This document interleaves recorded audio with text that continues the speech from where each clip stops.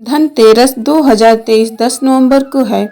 धनतेरस के दिन जानिए, इस दिन खरीदारी का शुभ मुहूर्त। इस समय पूजा करने से होगी धन की वर्षा।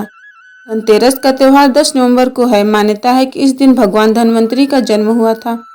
इस दिन घर में कुछ खास चीज़ों का लाना बहुत ही शुभ माना जाता है। आइए जानते हैं उन चीज़ों के बारे में।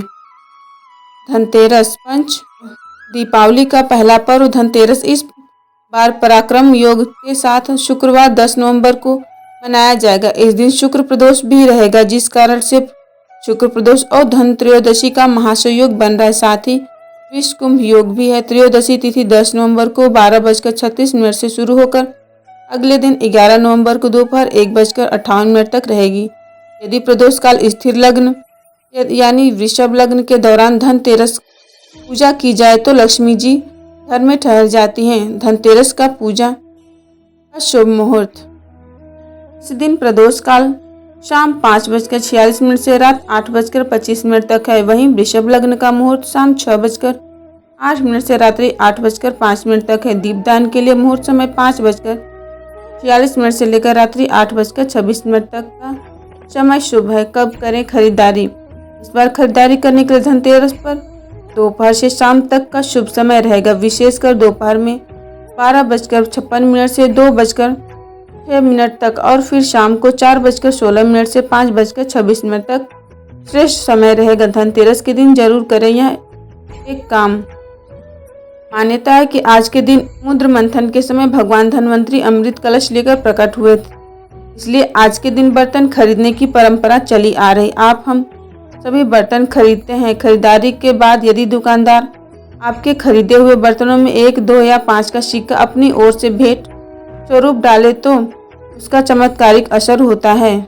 जब आप धनतेरस के दिन बर्तन खरीद लें और उस बर्तन का पैसा चुकाने के बाद दुकानदार को कहें कि अपनी ओर से जितनी उसकी इच्छा हो एक सिक्का उस बर्तन में भेंट स्वरूप रख दे। यह सिक्का दुकानदार से आप अपने हाथ में नहीं ले, बल्कि स्वयं दुकानदार ही आपके खरीदे गए बर्तन में डाले। फिर इस बर्तन को घर ले आए और घर लाकर इस बर्तन में खीर अथवा मिठाई रखकर सबसे पहले भगवान कुबेर को अर्पित कर दीजिए। यह उपाय किस्मत बदलने और सभी दुर्भाग्य को सौभाग्य में बदलने का काम करता है। साथ ही यमराज के लिए करें दीपदान।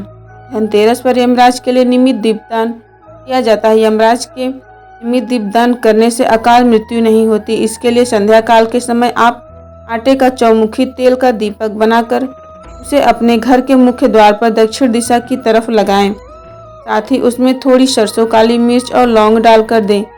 इसी के साथ ही आप दीपदान अवश्य करें। इसके लिए आप 13 ही दीपक घर के अंदर प्रज्वलित कर सजाएं। इस दिन किसी जरूरतमंद व्यक्ति को दीपक, रुई, तेल, माचिस दान करे हैं तो यम देवता प्रसन्न होंगे और आपके जीवन में अकाल मृत्यु का भय भी समाप्त हो जाएगा और माँ लक्ष्मी की कृपा आप पर सदैव बनी रहेगी। यह एक जरूरी काम करना ना भूलें। लक्ष्मी प्राप्ति के लिए कल्पों में से एक बहुत ही जरूरी सामग्री है झाड़ू। धनतेरस तथा दीपावली के दिन झाड़ू खरीदने की परंपरा सदियों पुरानी है। इस दिन नई झाड़ू को खरीदकर उसका पूजन करें और इसे खरीदते समय इस बात का विशेष ध्यान रखें कि यह विषम संख्या में खरीदा जाए, यानी 1, 3, 5, 7। इस तरीके से झाड़ू खरीदना सौभाग्यदायक माना जाता है। दीपावली की रात्रि में लक्ष्मी पूजन के बाद कुमकुम तथा चावल से इस झाड़ू का भी पूजन करें और उस पर 5 बार मोली लपेट दें और किसी स्वच्छ स्थान पर रख दें। फिर अगले दिन से उसे उपयोग में लें।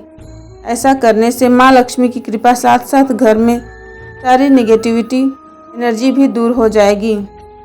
आइए जानते हैं झाड़ू खरीदने के नियम। इस दिन झाड़ू खरीदना बहुत ही शुभ माना जाता है। शास्त्रों में झाड़ू को माता लक्ष्मी का प्रतिरूप माना गया है। धनतेरस के दिन झाड़ू खरीदने के समय इसके कुछ नियमों का पालन जरूरी है, वरना लक्ष्मी माता प्रसन्न होने की बजाय रूठ सकती है। आइए जानते इन नियमों के बारे में।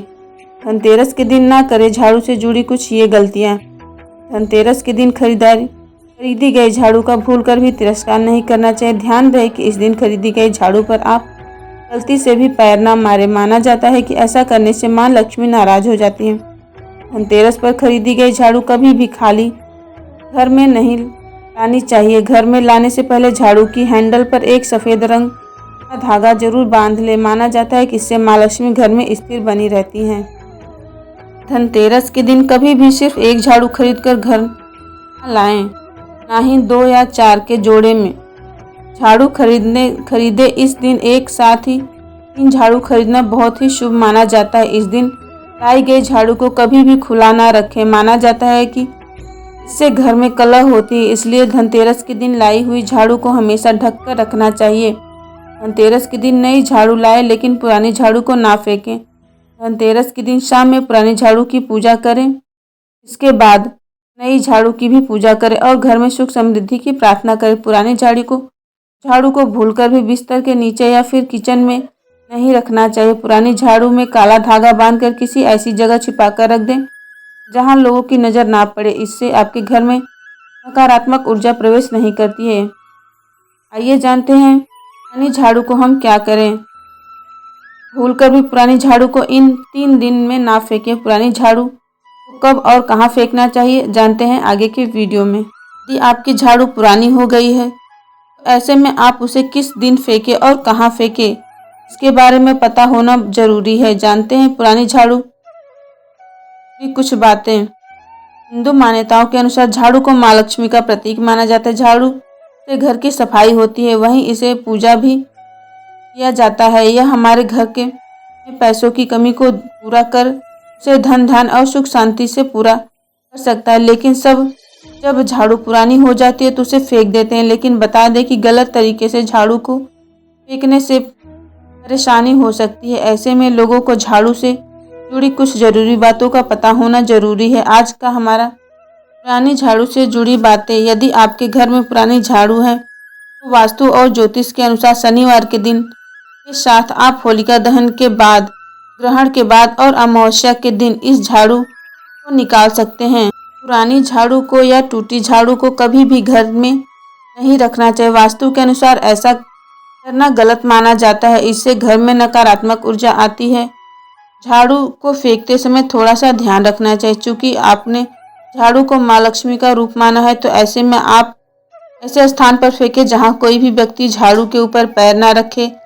व्यक्ति को झाड़ू को नाले में या किसी पेड़ पर के पास भूलकर भी नहीं फेंकना चाहिए। व्यक्ति को झाड़ू को कभी भी जलाना नहीं चाहिए। झाड़ू को जलाने से धन की हानि होती है। पुरानी झाड़ू व्यक्ति को भूलकर भी एकादशी, गुरुवार या शुक्रवार के दिन नहीं फेंकनी चाहिए।